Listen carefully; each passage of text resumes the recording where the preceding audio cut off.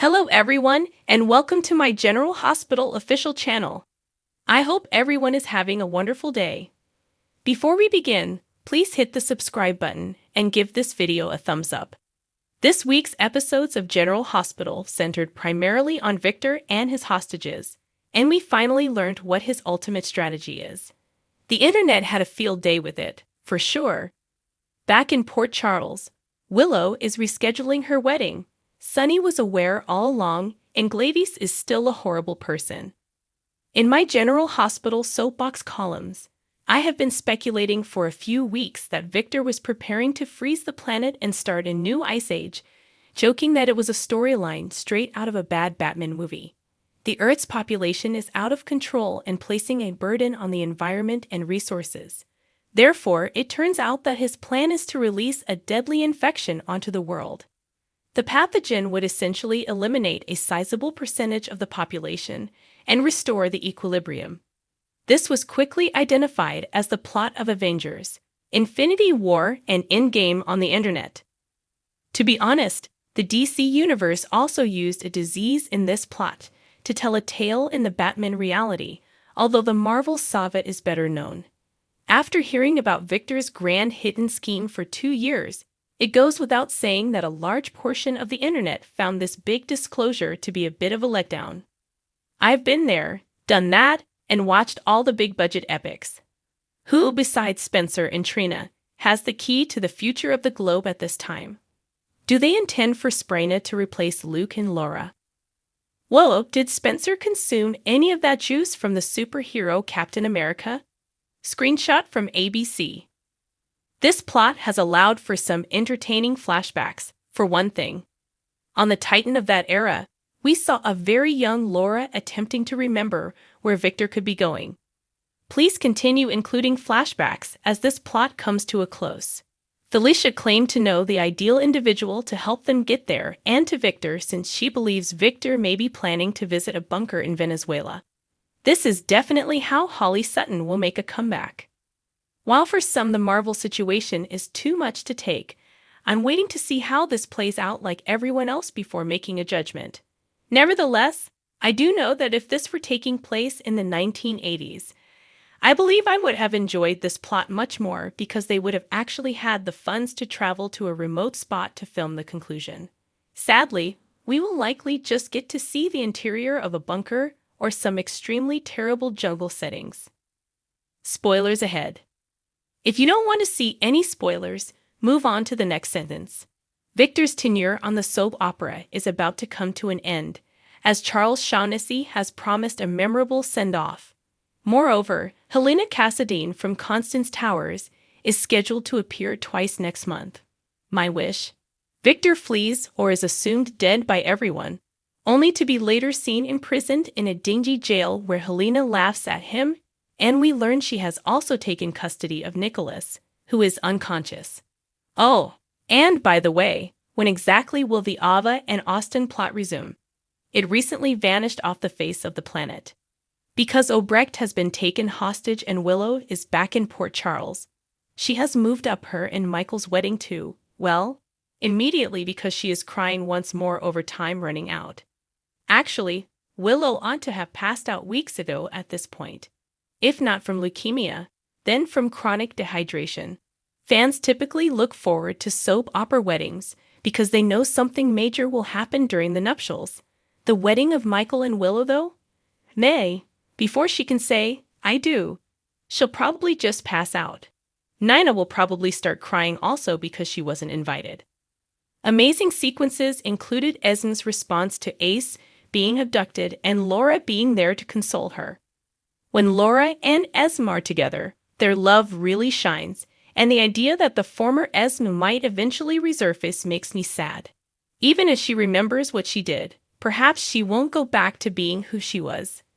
It wasn't astonishing to learn that Sunny had known about Joss and Dex all along, but the expression on Joss' face was priceless. The fact that Joss acknowledged that nobody wants to be lied to, despite the fact that she has lied frequently throughout her life, was also gold. Is Michael still going to carry through his plan to bring his father down in light of this information and the fact that he seemed moved when Sunny reached out to him, especially with knowledge that Sunny is attempting to assist in locating Obrecht and Victor's plan to assassinate Sunny wasn't irritating enough. His relative Gladys is equally awful in her attempt to implicate Cody. At least Cody called out the absurdity in this case against him, like robbing a bracelet and simply putting it in his jacket pocket while he went on stage to strip. Moreover, it appears that no one bothered to fingerprint the bracelet as he advised. Although the answer was at best hazy, at least we learned why Cody hasn't revealed Gladys' identity. Selena keeps her poker games a secret.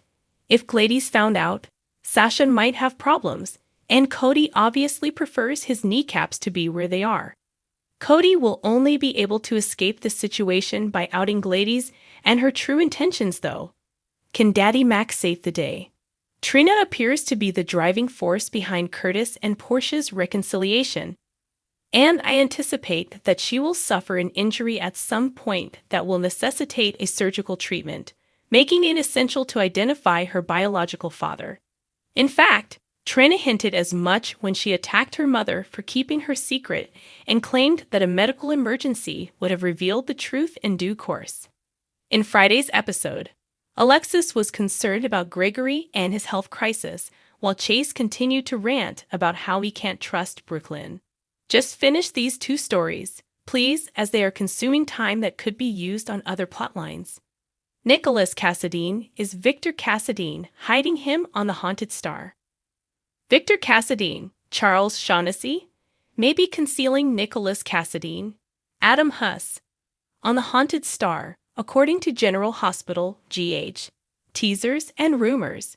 Spencer Cassadine, Nicholas Alexander Chavez, a reluctant traveler on the Haunted Star, was informed by Victor that his entire family was traveling with him. Could Nicholas be one of them? Spoilers for General Hospital, the whole family? Was Victor referring to the entire family or just Spencer and his younger brother, who meant the most to him? Because Esme Prince, Avery Kristen Pohl, was able to swim between Spoon Isle and the Haunted Star, we know they aren't very far apart. She jumped off the Windermere parapet and onto the Haunted Star, which was docked at the time, to escape Nicholas while almost 9 months pregnant. Nicholas is already known to be alive and on life support under the care of Mason Gatlin, Nathaniel Gray, and reporting to someone else. Who is Mason reporting to about Sleeping Beauty? And where is this location? GH spoilers. Liesl Obrecht was kidnapped by Ambrose. Where is she? Not just Spencer and Ace were taken hostage by Victor's bodyguard Ambrose, Charles Ambrose. He also took Liesl Obrecht, Kathleen Gaddy, hostage, and he didn't accomplish it without Victor's permission. It appears that he stole a chainsaw and cut a second entrance through the stage floor. Later, after beating Esme and abducting Ace, he took her out of the disappearing cabinet and forced her to disappear before placing her comatose in the trunk of his car. Thus, why did Victor want Liesl, and where is she? Liesl has experience working at several of Victor's hospitals, including Crichton Clark, and has participated in a variety of unusual medical procedures. One of them was a hospital in Lucerne, Switzerland called Die Klinik den Geist zu heilen, which translates to the clinic to cure the mind. Might he require Liesl for Nicholas? Spoilers for General Hospital. Victor Cassadine was furious. Victor had been upset with Nicholas and reprimanded him for getting Esme pregnant, and even he didn't like the idea of her being imprisoned in the North Tower. He did, however, remove all or most of the evidence when the investigation took place, and the PCPD combed Spoon Island and Windermere. Also, despite being the one keeping Nicholas on life support, he doesn't appear to be bothered about his departure. Victor replaced Valentin Cassadine, James Patrick Stewart, with Nicholas Boys as his heirs because his plan calls for as many Cassadines to be on his side as feasible. Yet that doesn't imply he wanted Nicholas to pass away, and he might also be on the Haunted Star's life support system.